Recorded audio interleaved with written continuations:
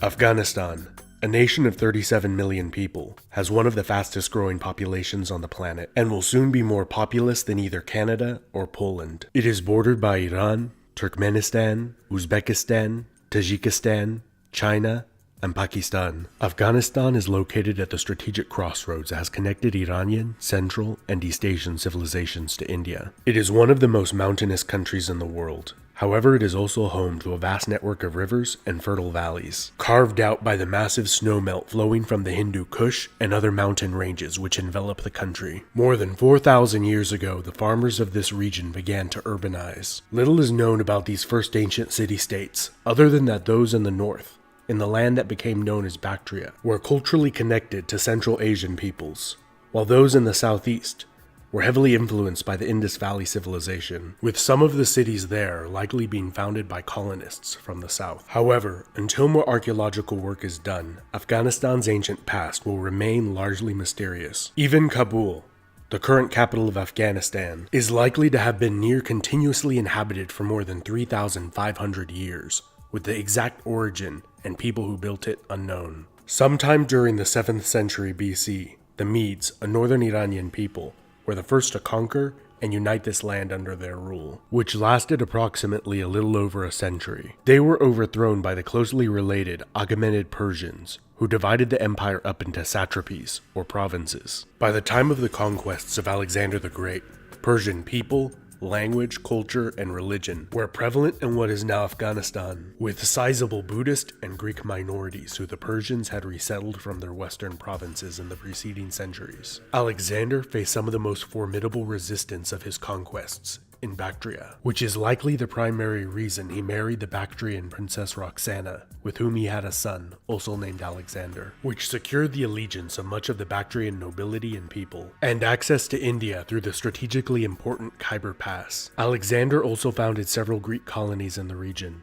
that later became important political, commercial, and military centers. The Macedonian general Seleucus and his descendants ruled over much of the eastern portion of Alexander's empire in the years following his death at the age of 32. Control over Bactria and the Indus River Valley was tenuous at best. Before 300 BC, much of this territory had been lost to the Indian Mauryan Empire of Chandragupta. In the peace that followed the war between the two empires, Chandragupta married Seleucus's daughter and gifted his father-in-law 500 trained war elephants, which he used to great effect in his wars in the west. Not long after, the Greek cities of Bactria overthrew Seleucid rule, establishing a wealthy kingdom that controlled much of the land trade to and from China and India. They were able to withstand a major Seleucid invasion and a nearly 3-year-long siege of their capital city of Balkh, causing the exhausted Seleucids to sue for peace. Over the next 2 decades, the Seleucid Empire was also greatly weakened by the rise of another one of their former vassals, the Arsacid Parthians. In the southeast, the Mauryan Empire collapsed. The Greco-Bactrians were then able to effectively fill much of the power vacuum left by these two empires, but their success was halted by internal division. As much of the army was in India, expanding Greco-Bactrian territory, the king was overthrown by a usurper, splitting the empire into 2 kingdoms, which both experienced several decades of relative stability and prosperity, and the flourishing of a culture that was a unique amalgamation of Greek, Iranian, Indian, and other Central Asian cultures. After the Greco-Bactrians suffered a series of severe military defeats by the Parthians, they were overrun by successive waves of nomadic invaders. The most powerful of these tribal confederations were the Uz and the Saka, or Scythians, who established control over the lower Indus Valley. The Uz settled in Bactria and largely assimilated with the local people over time. After the waves of nomadic invasions calmed down to some extent, the Parthians then conquered much of the east, up until the Indus River. The Parthian Arsacid dynasty was very hands-off in their style of governance, and were content as long as taxes were paid and men supplied to the army when needed. And as they became increasingly focused on halting Roman expansion into Mesopotamia, the Parthian noble family that had defeated the Scythians and had seized control over the Indus River seceded from the empire, establishing the Suren kingdom, or more commonly called the Indo-Parthian kingdom. And although they ceased to pay taxes, and their king claimed equal status to the Parthian Great King, the two states appear to have been allies and deeply involved in each other's politics. In the north, the Greco-Bactrian people and Uz tribes formed the Kushan kingdom, and became an empire at the expense of the Parthians, and then expanded deep into Central Asia and the Indian subcontinent. The Kushans worshipped Greek as well as Hindu gods, but gradually over time, Buddhism became more prevalent and was widely promoted within the empire's borders, and even without, with Buddhist merchants and missionaries traveling to Han China, which many believe were the first to introduce Buddhism to China. The Kushan Empire was the crossroads of the world. Manufactured goods from as far away as China, Rome, and Aksumite Ethiopia would have been common sights in the great cities of the Kushan Empire. In the west, the Parthians succumbed to internal infighting which allowed the Sassanid Persians to overthrow them. Viewing themselves as the re-establishment of the ancient Achaemenid Persian Empire that Alexander had toppled, the reinvigorated Persians successfully campaigned to the north, south, east, and west, quickly overrunning the Kushan Empire, and established the Kushan Shahs as vassal kings of a greatly diminished territory, and were gradually stripped of their military and administrative power. During the intermediate period of Sasanian decline, the nomadic Kidarites and then Hephthalites gained control over the eastern portion of the empire, and like the Yuezhi before them, they largely adopted much of the local culture before being reconquered by the Sasanians. It was during Sasanian rule that the first recorded instance of the term Afghan was made in reference to the people inhabiting the mountainous eastern provinces of the empire, and is likely derived from the Pashtun ethnic group, which is the largest in Afghanistan. By the time of this region's conquest by the Arab caliphates, Buddhism and the Persian Zoroastrian faith were the dominant religions in the land that proved difficult to control. Whenever a large Arab army left, the locals would rebel and revert to their ancient customs and self-rule. In the east, Kabul managed to remain an independent, wealthy city-state controlling trade through the Khyber Pass to India, ruled over by Buddhists and Hindus. It was not until the late 9th century that the Safarid dynasty, founded by a Persian coppersmith born in southwestern Afghanistan, successfully rebelled against the Abbasid Caliphate and firmly established local rule, that Afghans began to convert to Islam, which the dynasty widely promoted. The Safarids were overthrown by the Samanid Empire, whose rulers claimed descent from the Sasanian Persians, and extensively promoted Persian culture and Islam throughout the empire. They made the mistake of utilizing Turkic slave soldiers, which in time overthrew them and established the Ghaznavid dynasty. Based out of the city of Ghazna in eastern Afghanistan, they continued the policies of promoting Islam and Persian culture, particularly among the nomadic Turkic tribes that were settled within the empire. The Ghaznavids were greatly weakened by conflict with the Seljuk Turk Empire, which allowed for their overthrow by the native Ghurid dynasty, which had recently converted from Buddhism to Islam, and were possibly of Pashtun descent. During the reign of Sultan Ghiyath al-Din Muhammad, the Ghurid Sultanate became a major world power, stretching from the Iranian plateau to Bengal in the east. However, after Ghiyath al-Din's death,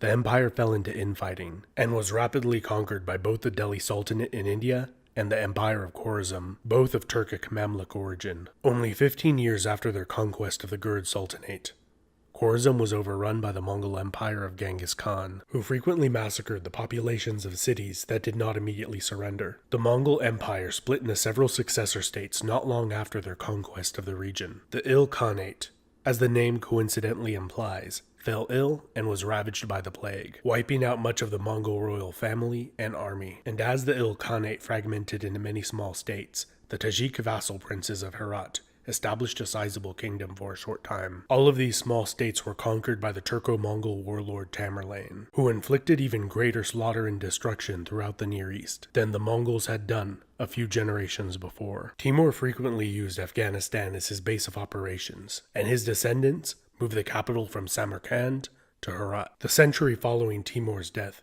began with peace and prosperity and ended with internal strife and civil war, with its territory being lost to the Uzbeks in the north, the Safavid Persians in the west, and in the southeast the emergent Mughal Empire, which would go on to conquer most of India, claiming descent from Timur and Genghis Khan. Throughout the 17th century, Afghanistan became a largely autonomous buffer zone between the powerful Safavid and Mughal empires. In 1709, the Pashtun Hotak dynasty successfully rebelled and established a short-lived empire by conquering a great deal of Iranian territory. The Safavid Empire was overthrown by the soldier of fortune Nader Shah. He was the son of a common herdsman and one of the most brilliant military strategists ever to have lived. He reconquered Afghanistan and defeated Ottoman and Mughal armies, but his reign was brought short when he was assassinated at the age of 48. One of his cavalry commanders, Ahmed Shah Durrani, was a Pashtun and returned to his homeland, where a Pashtun tribal confederation selected him as their leader. He used his military experience to great effect, conquering those cities that did not join his cause in Afghanistan. And during his long 25-year reign, he successfully campaigned in India 3 times against the Marathas and Mughals, and even sacked their capital city of Delhi in 1757. The Durrani Empire is considered the foundation of the modern state of Afghanistan, and Ahmad Shah Durrani as the father of the nation. The empire declined after they were defeated by the Sikhs and driven out of the Indian subcontinent. However, the greatest factor influencing their decline may have been economic, as trade was cut off to China due to poor diplomatic relations, and the traffic along the ancient land trade routes connecting India, Iran, and Central Asia all but disappeared. This was due to the expansion of the Russian Empire into Central Asia and the dominance of the British East India Company over maritime trade, leaving Afghanistan in a more isolated state than it had been in over 2,000 years, but also a more unified one, with the majority of the country practicing the same religion, Sunni Islam, and the concept of a national Afghan identity became prevalent, regardless of tribal or ethnic affiliation. The Durrani were overthrown by Dost Muhammad Khan, who established the Emirate of Afghanistan. The British, who had largely gained control over India and its revenue, feared that the Russians would take Afghanistan and use it as a staging ground to take India from them. So to preempt the Russians, they invaded instead, and reinstalled the deposed Durrani king on the throne, who was widely disliked. After encountering minimal resistance to their conquest and occupation of the country, the British withdrew most of their troops back to India. The remaining British occupying force was then ambushed and was almost completely slaughtered as they attempted to retreat from the country. In an event that shocked Great Britain and the Western world, the Afghans then reinstated Dost Muhammad Khan on the throne of the country. Nearly 4 decades after the first invasion, the British invaded again. A peace was concluded after both sides suffered heavy casualties. Afghanistan became a British protectorate, with the Afghans maintaining complete self-rule, and the British handling their foreign affairs,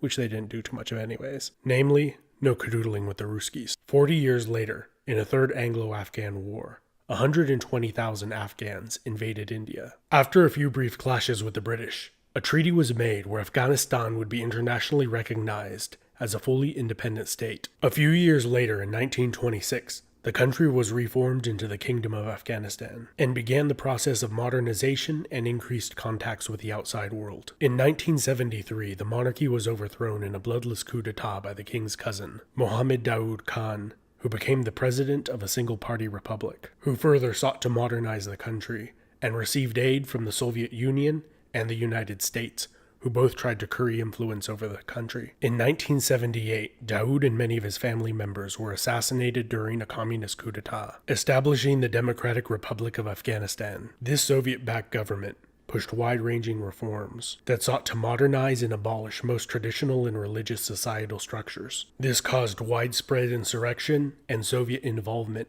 in a long war of attrition that nearly lasted 10 years, and caused millions of refugees to leave the country. A few years after the Soviet Union withdrew their forces, the Islamic State of Afghanistan overthrew the government and took over the cities, which was largely overthrown by the Islamic Emirate of Afghanistan in 1996, which established a totalitarian rule. They were removed from power 5 years later by U.S. coalition forces and the Northern Alliance, and established the Islamic Republic of Afghanistan in 2004. Let me know in the comments of what you believe the future holds for Afghanistan. Also, let me know in the comments of what you found most interesting about Afghan history. This has been Epimetheus. Remember to subscribe and hit the bell icon to get notifications whenever I make new content like this. And a big thanks to my patrons over on Patreon, who help make content like this possible.